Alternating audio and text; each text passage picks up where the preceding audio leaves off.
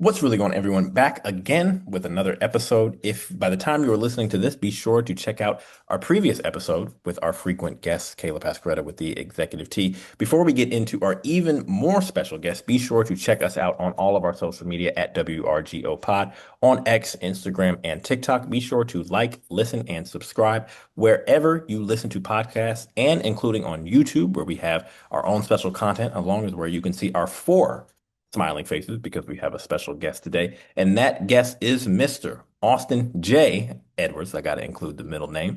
Austin J. Edwards is a public servant and a community leader based out of the great city of Trenton, New York. He currently serves on the Trenton Board of Education, where he focuses on improving educational outcomes, strengthening accountability, and expanding opportunity for students and families across the city. We have the special privilege on February 11th to have Mr. Edwards on because just hours ago, he announced his candidacy for mayor of Trenton. Now, I know we'll get into all of that and all of this, including his run for mayor of Trenton. But Mr. Edwards, hopefully Mr. Future Mayor, how are you today, my sir?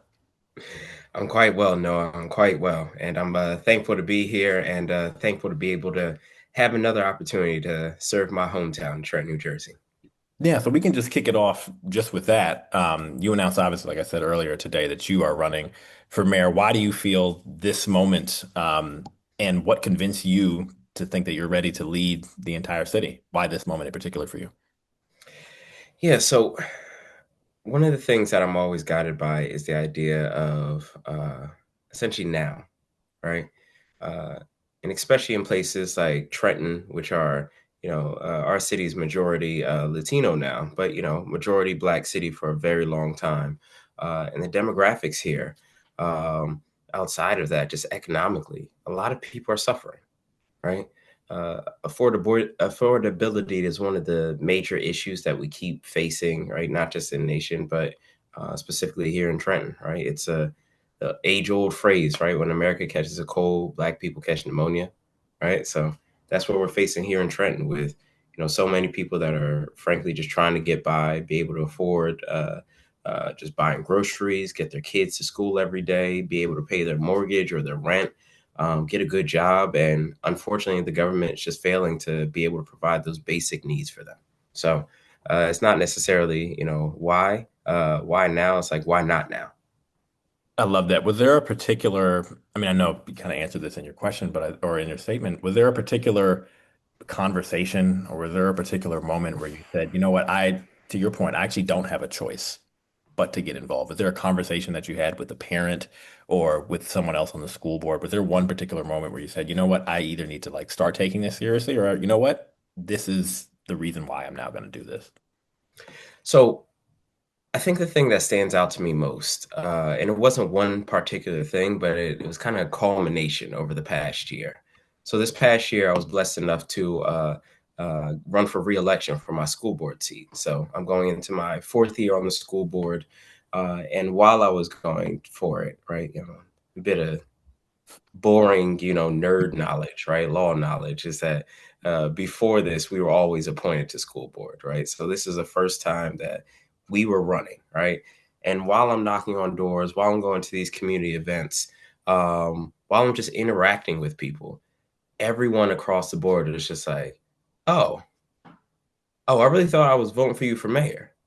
And like, why? Oh, all right, cool. I mean, I vote for you for school board and all, but yeah, you definitely should be aiming for higher office because you're such a young leader in the city with all the positions I have between Yeah. NAACP, various nonprofit boards that I sit on, right? And just being able to give back in the way that I have, right? People really had that expectation of me.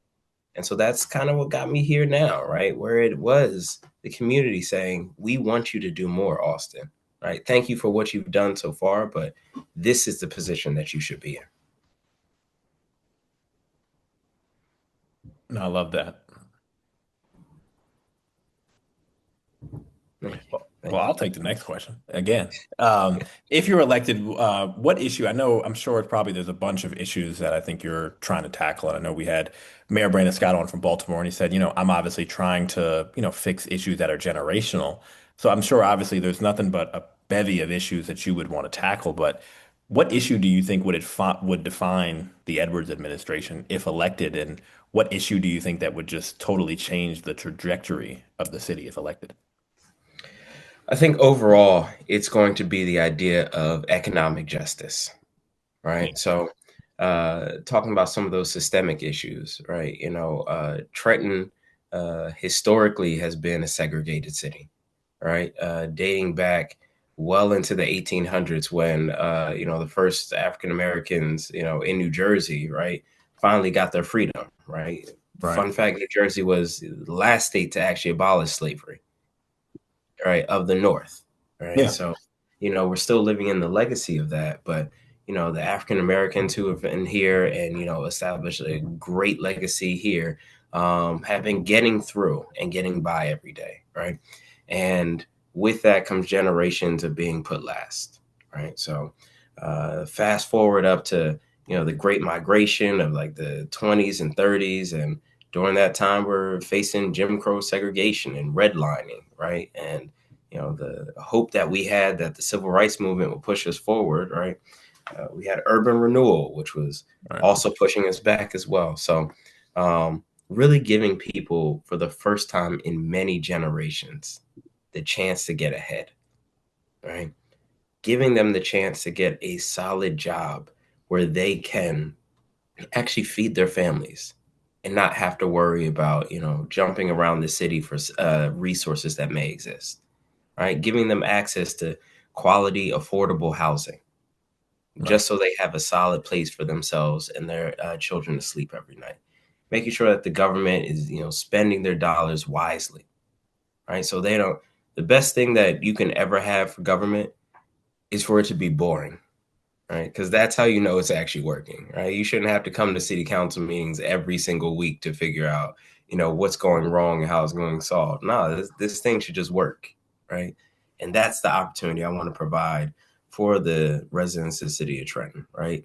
Black, Latino, those who are still here. You have a large white, Italian, Irish, Jewish population. History with that as well. Just being able to provide basic services and making their lives that much easier. I'm glad you kind of spoke about how politics should be running because we see this current administration, and I think, previous years is in the news cycle of politics is very loud. As the future mayor of Trenton, what would be your main positioning on trying to ensure that people can afford their day-to-day lives and the main issues you'd get behind or champion? Yeah, so some of the issues that I want to make sure that are championed right in my administration. First of them is going to be housing affordability, right? So one of my policy platforms is housing for all, right? And what does that actually look like? So uh, here in Trenton, we are most of us are under about a third of us are under the federal poverty line, which means that literally like $30,000 that you're making, right? The ones who can afford to actually own a home, you're the backbone of the entire city service, right? Like you're getting taxed out the wazoo. I own a home here in Trenton, which means I'm getting taxed out the wazoo, right? And I know everybody's spread out into different places, but people like myself, right? Thank God, myself and my wife, we're doing well in life, mostly because of all the student loans and all the degrees that we have, right? But we're being taxed well over $10,000 a year, right? We're kissing somewhere close to 15K. And here in Trenton and here in New Jersey, right, that is astronomical, right? So one of the first things I'm tackling is put a property tax cap on all of our homes at $10,000, because that literally for my family that's $5,000 extra that I can spend on my daughter, right? That additional groceries that I can put in my house, right? Like all of these things that continue to go back into my house. But we also have a problem here in Trenton where we have hundreds of abandoned properties, hundreds of vacant parcels of land that are just sitting there, right? And it says on the city budget every single year that's worth $18 million of our like $350 million budget, just untouched. Imagine what we could do with all of that money when we put it back on the rolls, put Trenton families back in those houses, and start solving these pieces little by little. Right. So, and as far as the renters who are here, right? Uh, I'm guessing, this is a story across the U.S., but rental prices continue to go up as well, right? We have landlords, especially here in Trenton, from everywhere that's not Trenton, taking advantage of Trentonians, right? So for a Oh my family of God. four, yeah, for a family of four, there are people that are paying, and this is, the Trenton prices, well over $2,500 a month. I'm a landlord myself, right? And I thought I was doing something, didn't know if my tenants could pay, something like $1,500 for a full house out here, right? I was asking, I was like, "Are you guys okay? Is this too much?" They were looking at me just like, "Yo, don't tell him at all, like what everybody else is paying." But I didn't realize the affordability crisis and the housing crisis that we're having here, right? And that's just one of the issues. We have to make sure that we're bringing more jobs and economic opportunities to the city overall, right? I've been working with the school board for the past 4 years to transition us not just to get our kids ready for college, but get us ready for the workforce, right? Votech is the thing right now. And it's because you don't have to go to Howard and Howard Law and get 200 plus $1,000, $100,000 worth of student loans debt just to get by. All right, you should be able to feed your family with, frankly, six-figure jobs. Those are traditional, right? The mechanics, the plumbers, right? The carpenters, X, Y, and Z, but also the drone pilots, right? The graphic designers, right? The solar tech and the wind tech engineers, right? All of these jobs that exist now, where frankly you graduate, you might get one or two certs, and you're in there. Yeah. No, that is actually interesting because especially living in New York and Brooklyn in particular, like it's definitely like very, very high. I mean, your 2,500 was great, but like in New York is crazy. But I am curious because this year, there was a couple big new elected officials like the governor.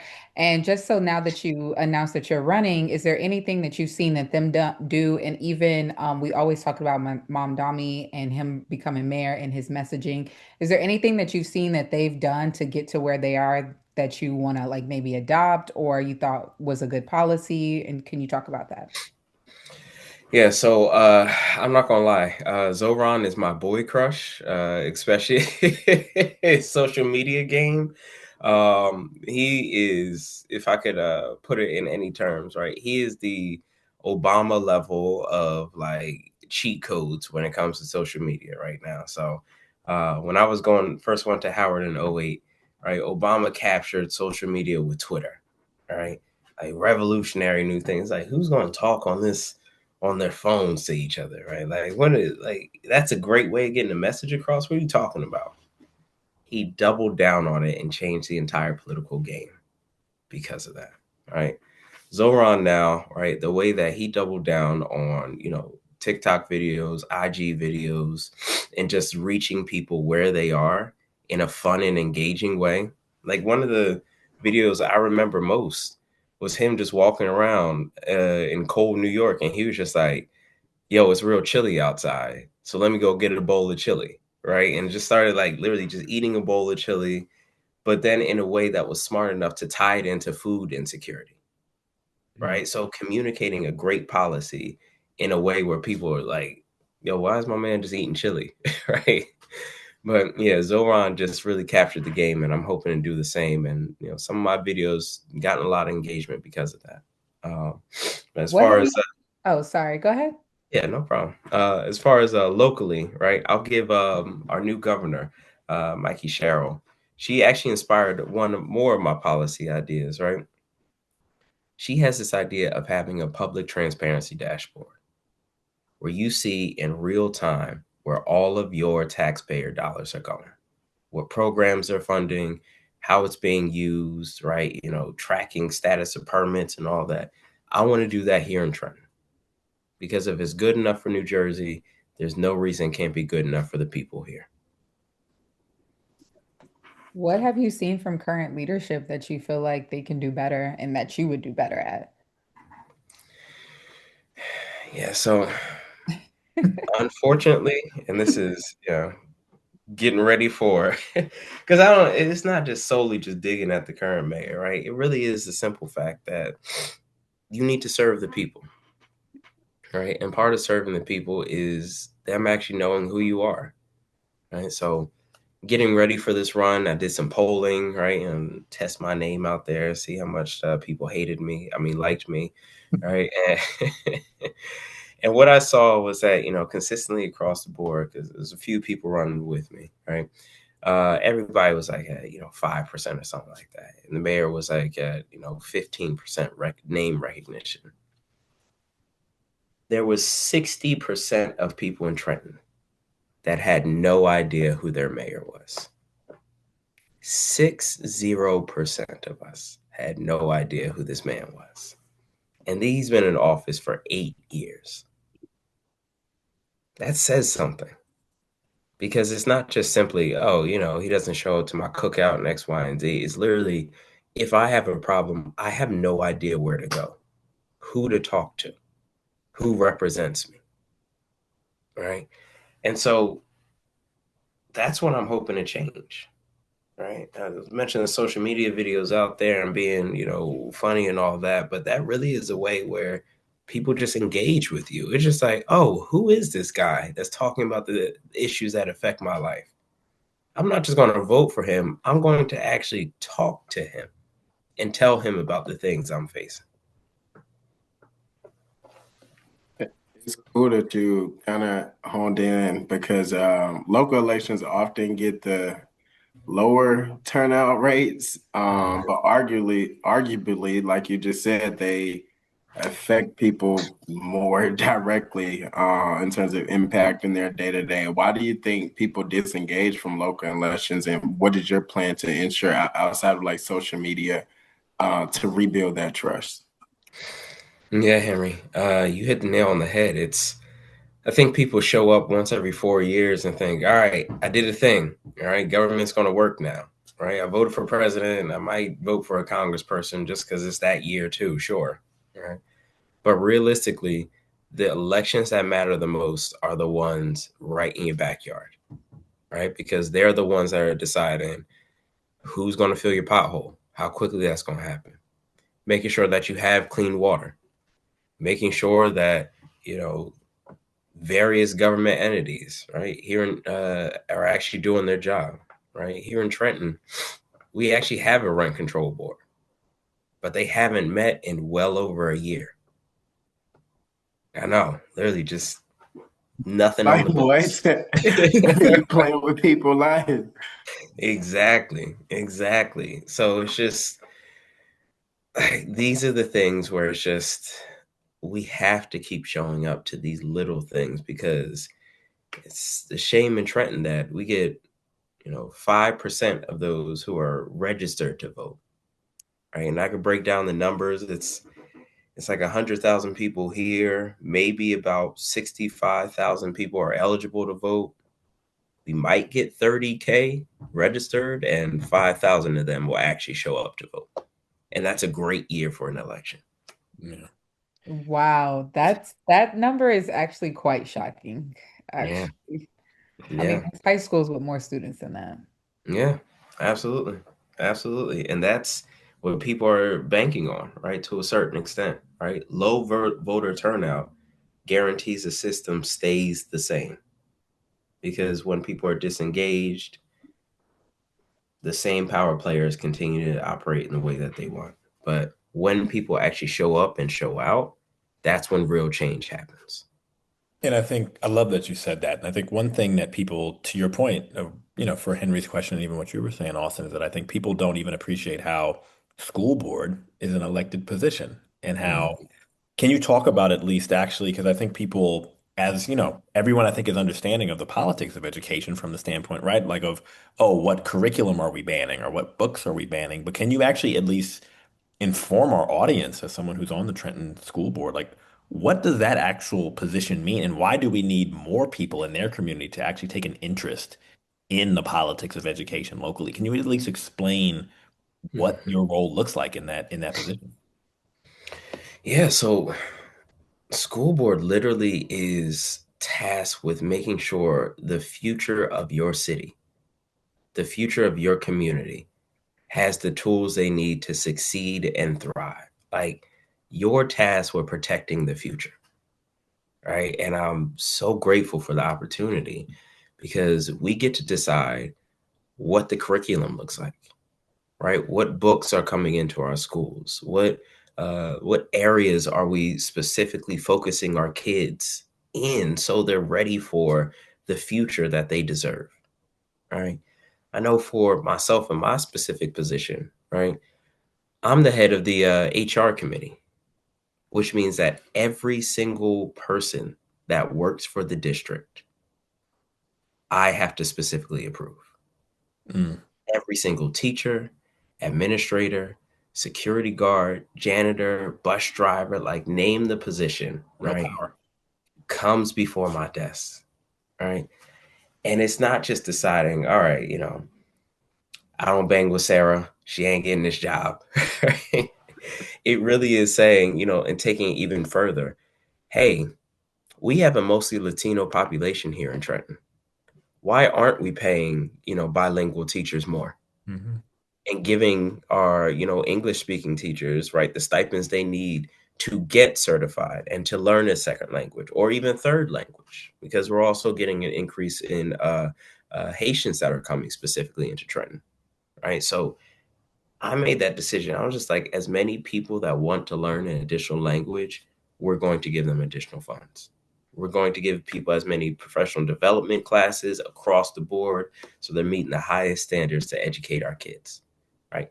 All of this is like the behind the scenes, unsexy, like I said, the boring government stuff, but this is how it works, right? And all of this matters. Yeah, and I think, can you share a little bit about what parents tell you when you're engaging with them? Obviously, I think as you can see that, education is such an important thing. And to your point, it's building the skills not only to, better that family's life, but to have a sustainable city. Because I'm sure, you're greeting kids and you're talking to, students and you're greeting parents. What are the parents telling you that things, hey, Austin, can we get this? Can you just share in some of those conversations? Because I'm sure it's a lot of small things that these parents are really asking for, I would imagine. Can you share some of how those conversations go? Oh yeah, and like you said, no, it's extremely small, right? So I was just talking to a group of kids probably a few days ago, and their main concern, frankly, was just things to do and how it translates into other areas, like safety, for example, right? Every time, one of these kids or parents comes up to me and just says, "Hey, post 3 o'clock, right? We don't know what's going on in the city. We don't know, when it goes dark, how I can keep my child safe while I'm at work, right? What can we do to start solving these problems?" Right. I'll be honest with you. Despite the big old head that I have, right? I don't have to be the smartest person in the room, right? What I pride myself on doing are stealing great ideas, right? And as we say over here, Trentonizing it, right? Yeah. So one of the things that we actually used to do about 20, 30 years ago, uh, have no idea why they called it this name. Kind of strange. But weed and seed, right? Just bear with me, right? I'm I'm So I'm, I'm waiting to see it all connect. I'm I'm I'm rocking with you. I'm I'm here. I'm still trying to figure out how it makes any sense. But the idea was something simple, right? Is that we literally just left our schools open after the school day ended, right? Mm. We had teachers there, we had administrators there, we kept the gym open, right? We kept the fields open so kids could play football, soccer, X, Y, and Z. And we specifically said, hey, what is your homework that you have to do? show it to me. And once you're done with your homework, then you have supervised free care. And these kids build lifelong relationships based off of that alone. A safe, trusted space where these kids are always at every single day. Why not open that up for them? And they're learning what they have to do. They're doing their homework, right? And it's just like, why did we stop doing that 20, 30 years ago? And that's something that we're working and pushing for right now. And especially, Austin Edwards mayor administration, that's something that we're going to bring back. And as like the future mayor of Trenton, do you see yourself maybe piggybacking on this? Maybe mirrors similar question you've had earlier, but we spoke with Mayor Brandon Scott down in Baltimore recently, and you both are speaking about similar issues: infrastructure, lack of resources for teens, affordability in the city, and somewhat crime rates. Do you see yourself maybe picking up on some of those similar tactics and allowing yourself to kind of learn from fellow mayors or government officials to implement real programs that people can see real change in Trenton? Oh, absolutely. Absolutely. I'll say it again 500 times, right? If it works somewhere else, I don't have to be the smartest one in the room, right? I will steal a great idea and make it happen here, right? So I was outside of my time at Howard, recently I went back to school and got a master's in urban policy at Princeton, right? And in those spaces, I was talking with like urban planners and urban developers from across the US and across the world, right? Like one of my classmates literally was the woman who designed the San Antonio Riverwalk. Mm. Right. And I was just like, all right, Kelly, like do your thing. Right. Go ahead, cook. But being in these places and I was talking with people that worked on the what is it, the Greenway down in Atlanta. And hopefully y'all can close that circle and The make it a Beltway, that thing yes, gonna be building for the next, Forever. forever, yeah. forever, right? But taking ideas like redeveloping our waterfront, right? Taking ideas like taking these abandoned old factories that are sitting around and making them walkable, right? And bikeable and just more healthy where people want to actually get around and enjoy their city, right? It doesn't take a genius to come up with these things. It just takes the willpower to make it happen. I heard this phrase before, and I think it's true, is that, especially in America, we don't ever lack the resources to do anything. We just lack the political willpower to make it happen. Right. So I especially appreciate Mayor Scott down in Baltimore because he is transforming the city. Right. Baltimore, shamelessly, is one of my favorite spots to go down to. Me and my wife visit all the time. I don't know if he's going to appreciate this, but that old school show, Homicide: Life on the Streets, right? Is dope. Literally seeing what Baltimore used to look like in the 90s. And now I'm going back in, the 2020s. I'm just like, yo, that's where they killed that guy on the show. But now it's like a five-star hotel, right? And seeing literally the world change over time in front of your eyes, right? And the mayor, especially, is prioritizing people, and that's how you make the entire city change overall. And I think one thing that we were especially thinking through, just when we were, preparing for this interview, and I think looking up a lot, I think it's, unfortunately, I think Trenton, doesn't lead the state in a lot of good stats. It's usually Mhm. towards the bottom, unfortunately. And I think one thing when we were doing our own prep, kind of in understanding the history of the city, but also just seeing the current landscape of it, its unemployment rate, to your point, you mentioned the poverty rate, are significantly higher than the national average. With, I think we found that, 1 in 5 residents of the city are, below the poverty line. In your Mhm. view, you're solving so many problems within that. Just as you said with education, that's also a public safety issue. And oftentimes, as you know, as an education person, that's often a food issue. Do these kids have school before they even, step into our building? Um, as mayor, how do you plan to kind of tackle the whole, but also try to tackle each one of those issues? Because you can't solve, a public health crisis without solving a transportation issue. You can't solve a food Right. issue without solving an infrastructure issue. How do you try to say, you know what, these are the plans that I'm going to have for the city, but also here's how we have to have the layered approach? I'm sure from your sense, it's like there's so much to do. How do you try to at least say, here's what we need to do tomorrow, next week? Because I'm sure that can be difficult in seeing all the problems that you live through every day, right? Yeah, absolutely. And I think you're hitting it right on the head because if you're not dealing with all the issues, you're dealing with none of them, No. right? And especially in Trenton, right? It is a 360 issue, right? Environment, right? Where you have to deal with economic security, bringing more jobs in, balancing our housing, right? Funding our schools, right? The health issues that we have collectively here in Trenton that factor into it. It's the best example I can have in one of the projects that I'm championing, right? And this is literally like a 10, 15-year project, right? So Trenton, like a lot of urban cities, right? Like I was mentioning about urban renewal. Essentially, that's a fancy, right? Bougie Princeton way of saying that they threw a bunch of highways, right, all through your city, and especially through Black and brown neighborhoods, right, and cut us off from a lot of great economic opportunities, health opportunities, X, Y, and Z.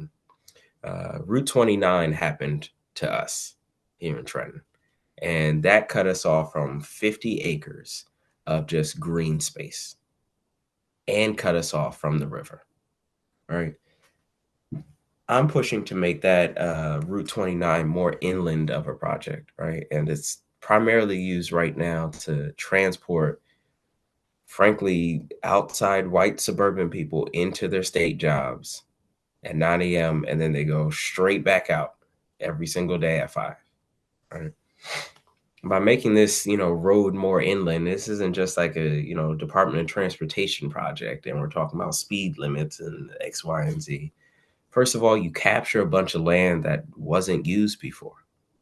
How do we develop that into better housing, into more business opportunities for small businesses who are here, right? What jobs can we bring in here just based on having more space to move around? Trenton ain't so big. It's only about 7 square miles, right? So every little parcel of land matters. But on top of that, when we get more of this space back, we can redevelop our parks because strangely enough, humans do well with plants and access to nature. It's weird. I don't know. I feel like you might have to do some studies to back up what I just said, but literally just having more green space, right, would actually be a public safety conversation Mhm. because now people feel better and they feel happier and more optimistic, and you're less likely to engage in any criminal behavior because your outlook on life is better, right? Having that extra space and extra money rolling around from all these businesses now feeds into our school district, Mhm. which means that we can increase the educational opportunities for our kids, bringing more people who want to move into Trenton, right, with more income that goes back into city coffers, where more services that we can provide, all because of the simple idea that we want to move a failed highway into the city. And with that being said, what is your plan to get more businesses, small businesses? It's hard to start a business. I know in New York, especially with small business owners, it's not the same as it used to be. Like rent for a building can cost a lot, and then you have tariffs and all of these other things. So what incentives do you think that you will be able to make to get small businesses and businesses to come to Trenton? Yeah, so in preparation for the job that I want, right? Because you got to do all the things, right? You shoot for the job that you want, not for the one that you have. I'm also headed the downtown association, right? So I work day in, day out with our small businesses, and these are literally mom and pop shops, right? That are selling us. I got to get y'all down to Trenton, all right? Because we got some of the meanest barbecue out here. You wouldn't think it in the north, all right? But yo, our barbecue, our smokehouse, unrivaled, unrivaled, right? And some great bars and restaurants. like our legal services, multi-services, like literally just mom and pop shops, right? And the thing I hear all the time is that, hey, if we had, number one, just some additional funding to come in so we could buy X, Y, and Z piece of equipment to take us to the next level, that would be revolutionary, right? And we provided funding through some of our grant programs. We have a few grants out there to support our small businesses. But most importantly, we don't just cut them a check and say, hey, good luck to you, right? We follow up them specifically with business counselors and coaches because we know that, $5,000 today is only going to last you a month or two. But if you teach a man to fish, right, they'll never go hungry, right? And that's what we're trying to do with our downtown. We literally give people the free tools to continue to succeed well past this grant, right? And that doesn't take much money at all. That literally is just an hourly, like $50 an hour rate, right? To support, frankly, other small businesses that are these consultants, right? So we just keep pouring into everybody who is Trenton, and it makes us all better. And I'm sure as a proud hometown hero, you have your favorite spots and go-tos. So for our audience to learn more about Trenton, for you to just kind of tell us more about Trenton, could you tell us your favorite like business or thing to do on the weekend, Black-owned business, and favorite thing to do on the weekend? Yeah, so Henry, you're gonna hate me for this. Listen.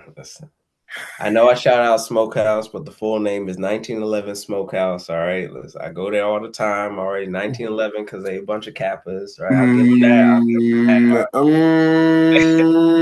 We gotta Listen, talk about that one offline, man. I'll Put you wait. back. I'll wait for the bros to open something up. All right, yo, go mob. All right, go mob. Yeah, Smokehouse is definitely a go-to solid spot, Nice. right? We have a local spot that just opened up, really good Spanish bar, right? Really good tapas, called Station that I go to all of the time. Um, right around the corner from there, it's supposed to be a bougie spot, but they open it up to, make it a neighborhood bar. It's the Lobby Club because, a bunch of politicians and big wigs come in there, but they literally are just, whoever is in the neighborhood that wants to come in, and they're not worried about membership fees. They're like, come on in, have a drink, have a good time.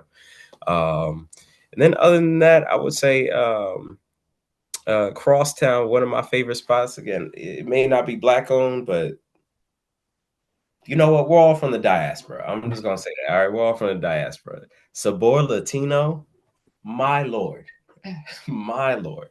All right, those pork chops just insane, Oh absolute. yeah.